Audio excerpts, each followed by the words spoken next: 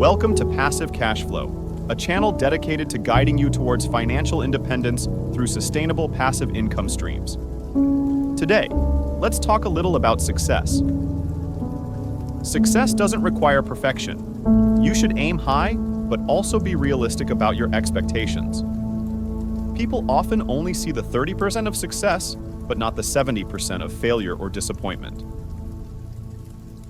Interestingly, when you focus on achieving your goals, wealth and other benefits often come naturally. My story is all about being flexible and adaptable. My plan has always been to follow my passion wherever it leads me. Performance, not fame or money, is what truly matters. I've learned to cherish the great moments and use them to get through the tough times. It's important to take a step back and appreciate the good things in life. This can change your perspective and help you stay positive. I try to breathe deeply and slow down when things get overwhelming. It's a conscious effort to cut out the noise and respect myself. Have you ever seen a young fan with a tattoo of Danny Zuko or Vincent Vega on their arm? And have you ever thought about the impact you might have had on their life? Was someone glad that you were alive? Were you valuable to someone by being here? It's important to find your niche and be valuable to something. You should be grateful for what you have, because we're lucky to even be here. It's a great feeling to be on stage playing in front of people or sitting with someone and talking about life. Complaining has no value. If you complain about not having enough money, work more. If you complain about not having work-life balance, spend more time on vacationing and with your family. Let your actions dictate your life, instead of feeling like you're not in control.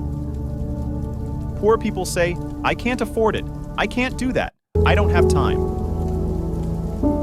It's an escape, but it's easy to say. When I first started performing, I performed in front of small audiences of only 5 people or less.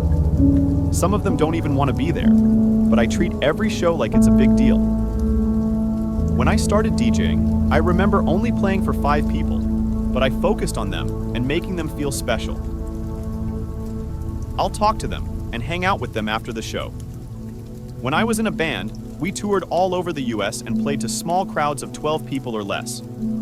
After the show, I hung out with all of them and even stayed at their house. I was so excited after the tour and can't wait to go back again. You have to start with what you have in front of you and make sense of it. Life is an art, and it is important to remember that. Social media can be a problem because you are comparing yourself to people who have achieved great success. But you have to focus on your own journey and make it meaningful. In one of our episodes, we discussed how people with limited financial resources can live an artistic life. I suggested that it's possible to create artful experiences with minimal money. For example, you can buy a tray from Walmart for $3 and a cup for $1. You can put your favorite coffee in the cup and serve it on the tray with a blueberry muffin and a flower. You can give this to your spouse, and they'll feel like they're at the Four Seasons. It's all about how you approach life. If you want wealth or fame, it's harder to achieve because it's not based on anything that has a monetary value. If you're in the arts, do it for art's sake first, and others will follow. We all make mistakes and struggle. Sometimes we feel an unconscious need to prove ourselves to our parents. But it's important to remember that we should follow our own passions and not become what others want us to be. If you're passionate about something, don't be afraid to pursue it even if you fail. At least you failed on your own terms and doing something you love. If someone has a counter intention to you, you have to get real with them and say, "Look, it's my life, not yours, and this is how I need to do it."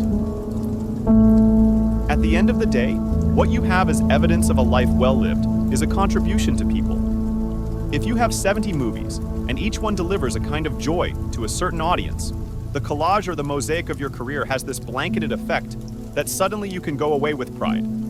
That it was a job well done, and you maybe made a difference in a lot of people's lives. When you do something because you love it, it's being an amateur. And if you're a professional, you have to do it, regardless of whether you love it or whether you feel like it that night. The trick is to keep both, because if you don't love it, then it's empty. It's amazing how some of the dreams I had as a kid are actually coming true. want to show young people that they don't have to be extroverted to be successful.